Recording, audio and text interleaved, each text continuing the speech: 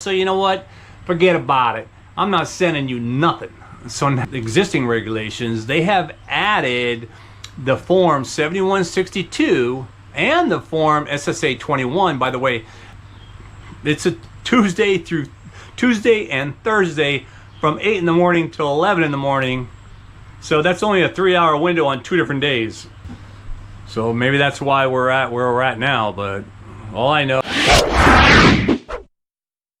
Hey guys, how you doing? Craig here from the Thai Farm with another Social Security video. That's right, this is actually an update one and you're probably gonna like it. Although it's might still be a little confusing for some people and not really where we wanted to be, but this is something we'll take it, you know what I mean?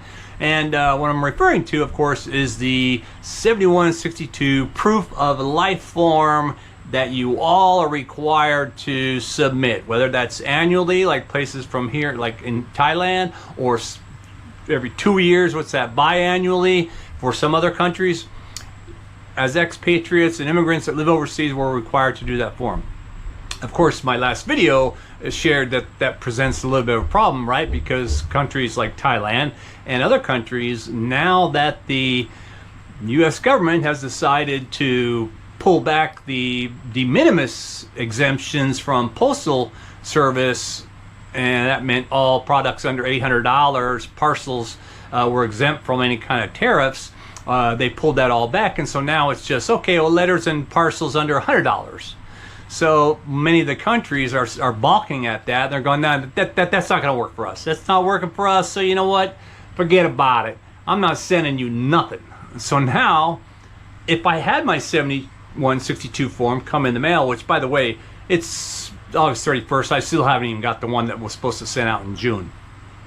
That's a no worries though. I sent my own form, and you should too. Anyway, well, that was before this, right? Because now if I got the 7162, I can't send it. Can't send it because the post office isn't accepting mail going to the US. Go figure. Now, I know for many of you that I've talked to, and even in the comments and stuff in previous videos, especially around 7162, ever since last year, because last year was when I made that video when I was suspended, right? And the whole 7162 fiasco and all that. Well, the biggest thing is, why isn't this thing digital? Why don't they just make the damn form on a PDF secure form and we can fill it out online and kind of boom, we're done with it. Especially now that, you know, half of Social Security's been fired or whatever, right? So, well, you know, oh my God. But the good news, and what I'm talking about in this video, is the fact that Social Security has changed their regulation. And well, there's a million regulations they probably change like all the time. You can go to the socialsecurity.gov website. If you just click on like POMS, or not, you probably don't have POMS up there, but maybe in the search engine just put POMS, and that'll give you the page of link to all the regulations. Normally that's kind of for employees, but you can read it, and actually even have script in there and stuff for employees to read to you. But anyway, so within those regulations, the existing regulations, they have added the form 7162 and the form SSA 21. By the way, the SSA 21 is the form that you need to change your address. If you haven't done that, for overseas people, if you haven't done that, then that's the one you use to change that. But what's great, and that's a 2 or 3 page and lengthy form, and I'm like, oh my God. It was easy to do it if you have a simple address change, but if you have family and all this other stuff, it gets like this. But what's good is both the 7162 and the SSA 21 have been added to the list of documents that can be attested to. What does that mean? It means one of these. So that you can do over the phone now. Before the regulation was in place, you couldn't. Now, I know some of you right away are going, what do you mean? I already did that over the phone. I did that phone, which is true because I did it over the phone last year after my benefits were suspended. And as a matter of fact, as I reported in some of my other videos back then, I spoke to that guy, and the guy in the FBU, the Federal Benefit Unit in Manila, was the one who said, yeah, well, we're authorized to do that now, so I can take the information over the phone. And I thought, cool. So I gave him all the information over the phone, and it was a done deal. But it's only now on the 27th, if the effective date is the date of, you know, 8/27/31, So maybe it was put in practice, maybe in the sub channels or whatever, but anyway, now it's official.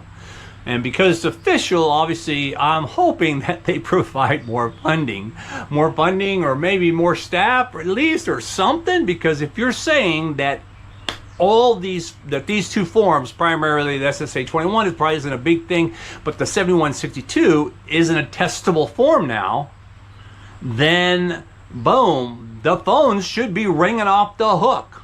Who's going to answer all those? Well, I mean, I'll put the information in the video, and also in maybe I'll throw up the number here real quick, but also in the description, you know. And if those of you who don't know what the descriptions are in videos, remember right where it starts to talk about what this video is, and it'll have the word more right there. If you click on more, then usually it'll drop down to whatever else the creator has put in their description, including other valuable links and stuff like that. But that being said, I'll reiterate that if you're calling FBU in Manila, it's a Tuesday and Thursday from 8 in the morning till 11 in the morning. So that's only a 3-hour window on 2 different days.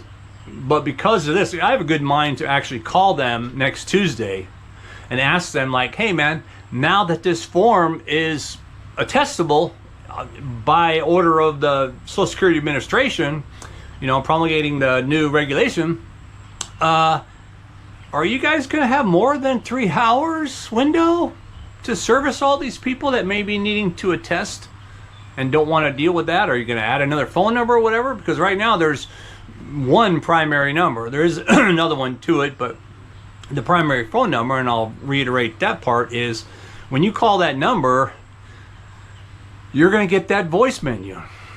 Governmental voice menu that says blah blah blah blah blah, and you're just wanting to go, man, and then it comes to the part on the menu, you know, do this, that, and the other thing, blah blah blah. And if you didn't get the 7162 form, whatever, press here. Don't press that. Just let that menu run its course, and then wait, and then maybe 10 seconds after the last space or something, you'll hear, please hold for a representative. And you're like, yes, and then you just hold, and it'll ring, and it'll ring once, ring twice, ring 3 times, and then it'll go dead, and you're like, what that, which is either that or it's going to get picked up. If it goes dead, it's going to spit you back to the loop again, and you're thinking, damn, I missed it. Well, my suggestion is hang up right away. Don't go through the loop again, and then have the loop, instead of ringing at the end, it winds up saying, leave your message at the beep, beep. It leaves you a big message, and you're like, you know, no. You need to talk to someone to attest, right?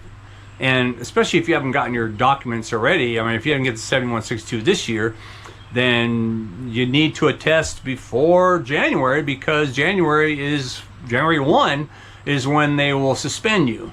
And you won't know it, because January you'll still get that money, because January's money is from December. So you'll know it on February when you didn't get money, and you'll think, what the hell? And especially, but if you have your online account, which you should, at ssa.gov, you know, by the end of this year, which is really just around the corner, I would be going on to the account regular to make sure you didn't see the red suspension on there.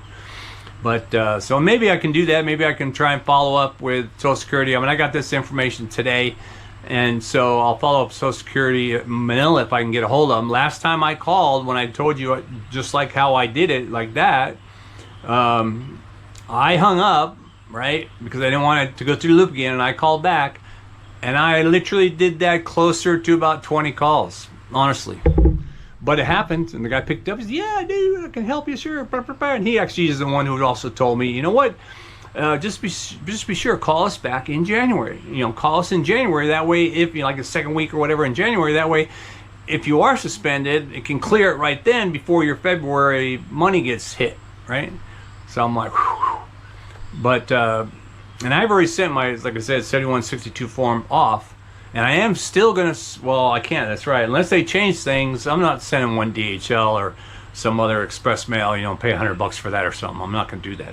I'm just happy to know that as of the 27th, as we went out to all branches all branches in the States or whatever, and overseas, that the 7162 form is eligible to be attested to. Now, some of you have a relationship with your Social Security office, I mean, like back home or whatever, in your city, and you know that number and that guy always answers. Well, from what the regulation says, it appears that anybody in the Social Security, any Social Security official, is able to take that attestment. If I call Southern California and tell them, hey, I live in Thailand and I want to attest to my 7162 form, you know, my proof of life, as it were, they're going to go, what are you talking about, right? So what you would need to do in that case, if you wanted to follow with your guy, is to guide them to the POMS number that's on there. You can just tell them it's in the POMS. Can I give you the number, and you can just pull it up, and they'll go, yeah, and they'll pull it up and they'll read it right there, and they'll say, oh, okay, well, yeah, I should be able to do that. It's new. I've never done it before, but yeah, I should be able to do that, because, you know, they should. That might alleviate some of the 1-800 numbers out of Philadelphia or something, or Baltimore or wherever, Wilkes-Barre, Pennsylvania, that you'll never get an answer. But for us, you need to call your FBU unit. And again, you have to be persistent. And I know I get the comment about the money. Yeah, it's costly. When I called, I think I put a 1,000 extra baht into my DTAC account on my phone. Even though I have service, I put 1,000 extra baht onto the service, because I have service I pay for minimum. My wife and I don't need a ton of money on that phone. I think it's 300 baht or something a month we do. But I put 1,000 extra baht on there, and I used like 930 baht of it or something. I used almost all of it on all those 20 calls, because even though it's only 10 or 15 seconds, you know, you get charged for the hookup or whatever, and you get charged like that anyway. So yeah, it can be a chunk of money, but you know, in my thinking, I'm going to pay that instead of getting suspended. I mean, right? So that's really good news. Good news that we're at that bridge, and I'm hoping that maybe through this regulation that they start to figure out how to digitize the forms. I get, the bigger problem with that is, again, they have a load of forms. Have you ever seen, you go on there and go to POMS and look at the number of forms. They got so many forms. If they had to make them all digital, I don't know. There is technology. Even, 10 years ago, I could have scanned a PDF, like a document I had. I could have scanned that, and the software would have went and made it into a fillable form. I could have actually batched those documents, meaning that I could have had 15 PDFs or whatever in a single file, and batched it so that they all became fillable. I would have to go through and see if there was anything that it missed and stuff. So with the thousands of forms that are online for SSA, that might be an issue, but it doesn't seem like an issue. Well, it wouldn't be if you had maybe not fired everybody, but hopefully we can do away totally with the 7162, other than attesting online. I'm talking to this guy, and they have a script. Matter of fact, I'll show you if I can right here. Can you see this? Can you see me now? Anyway, this is the socialsecurity.gov website, and this is the actual POMS recent change, right? It talks about the effective date, has what the ID number is and stuff, and it just talks about the effective date, of course, upon receipt, meaning that it's effective if you get it. So even though they put it out on the 27th, if some guy in Manila doesn't get it until today, well, that's only effective when you got it. At least that's what that would say, right? There's a summary of the changes, and with respect to the summary. There's some other stuff about removing some documents, other documents that they're using, and they're removing some of those. You probably don't have to worry about any of those. But in this subsection C, it says, we expanded this procedure subsection with a detailed procedure for interviewing, documenting, and submitting eligible foreign program forms using attestation. The procedure includes mailing a copy of the attested form to the form respondent along with the form attestation cover. And this is another, you know, thing you're probably not going to get. So you go, you know, the guy attests over the phone, he answers you all the questions, but like that. Okay, thank you, goodbye. Now they're supposed to send you a copy of, like, I guess a transcript or whatever, a copy of your attestation on that 7162 form with a cover letter, you know, from the SSA or whatever, and they'll send it to your foreign address. Well, I attested last year, I never got nothing. And actually, and then it goes on to describe the policy, if you want to look at that. So these foreign forms approved now for alternative signature methods, and there's a whole nother policy section if you wanted to look at all these other alternative signature methods that are coming up, as you probably heard right there. Oh, we can call now for that, or we can do this for that. You know, that doesn't concern me right now. The 21, the 7162, also the 7161, which is a report to the United States Social Security admin by person receiving benefits for a child or for an adult unable to handle funds, right? Because sometimes you're getting benefits based on, you know, someone else. But many people here, expatriates, you won't worry about 7161. 7162 is us, and employees that are authorized to use the alternative signature. All SSA employees in U.S. Social Security offices. Again, you want to call your bro down there in the Social Security office, and, you know, in Iowa City, Iowa, because he always answers your call. Those who take input and initial claims and post entitlement changes, and employees outside the United States. Only the federal benefit units with foreign service posts, which pretty much every embassy or consular in embassy abroad that has an FBU is a foreign service post unit. So that's why you're calling there. And then here, this is like primary, like I said, that a lot of the POMS regulations, they read for employees if you're the guy, you know, working for them. So this is the procedure for applying for an alternative signature method. It talks about that, and then it tells you, the employee, your interview instructions. So you have to verify the identity of the individual, inform the individual that they have an alternative method, and your intent to provide, your affirmation, blah, blah, blah, blah, blah. And then they go down here to the actual read the following scripted language. So this guy should be reading from here to you over the phone. During this interview, we will ask you questions that will be used to complete your, you know, name of form 21 or 7162. And at the end of the interview, we will ask you to confirm the truthfulness of your answers under penalty of perjury, and we will record your response. You should be aware that you could be held legally responsible for giving us this or giving us false information. And then you confirm the individual's intent to complete and sign a form using attestation. Complete the form by obtaining and recording the individual responses. At the end of the interview, read the following scripted language.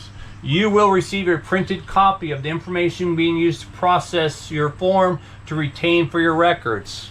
I haven't got that one yet. Do you understand that you must review all of this information carefully? Let us know right away if there's anything that needs to be corrected or if any of the information changes. Yes. Do you understand that the information you have provided will be used to process your form?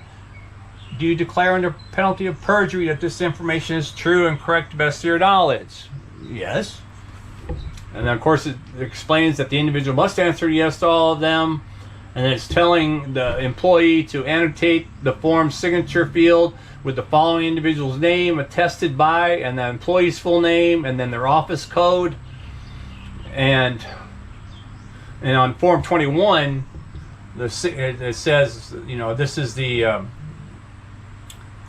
like I say, even though it's for the change of address, there's other things in there with respect to family and stuff. and it talks about each beneficiary will need to be annotated in each beneficiary form. But again, you probably don't have to worry about that. And then it tells the employee to fax actionable forms to the Division of International Operations, paperless, so you can fax, digital fax. They can digitally fax, but they can't freaking digitally fax the 7162. Share or store non-actionable forms in the evidence portal EP for an overview of the EP CMS 0971, blah, blah, blah. Anyway, and then for the SSA 7161 and 62, send the completed forms to Wilkes-Barre Direct Operations Center via the multi-function device process. You know what the multi-function device is? That's your scanner, printer, copier, fax. So they're gonna do the attestment, fill that out, and they're gonna slap them on that old fax, right there in the multi-purpose copier, kind of ring, and send that back to them.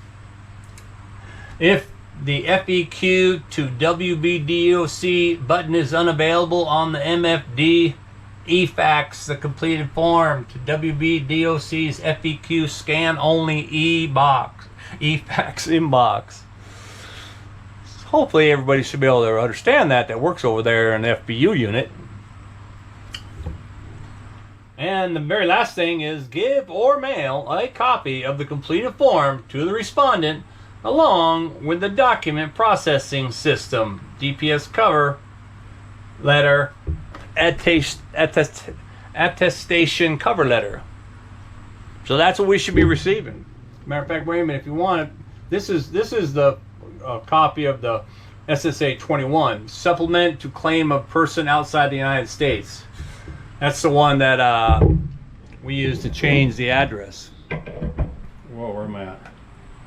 So yeah, that's pretty big. I mean, it's official as far as the update and them updating the way that in which we can handle the 7162 form, right? Because up until then, you had to mail it. I don't know if it's because they're anticipating all this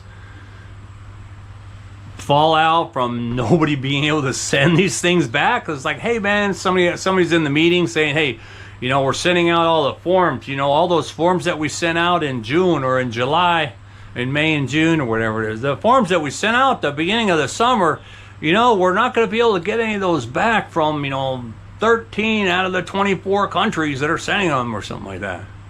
And then somebody says, well, what can we do? Well, some people have been attesting to it. Well, then let's just make it, promulgate a new regulation. Now they can attest to those forms and we don't have to worry about that. Okay. So maybe that's why we're at where we're at now. But all I know is it's a small blessing. I'm glad it happened. But obviously, when you make a decision like that, you need to support it with the resources. So let's hope that there are more resources, such as even give us another day. If it's only Tuesday and Thursday here, this is all of Asia. The entire Asian continent calls FBU Manila for these kinds of issues. And now they're all going to call for the 7162 because that's what they're going to need to do if there's no mail going out. I don't know if Cambodia and Vietnam and those guys are no mail yet, but I know we are, and I know other countries have, European countries and stuff like that. I talked about that in the earlier video.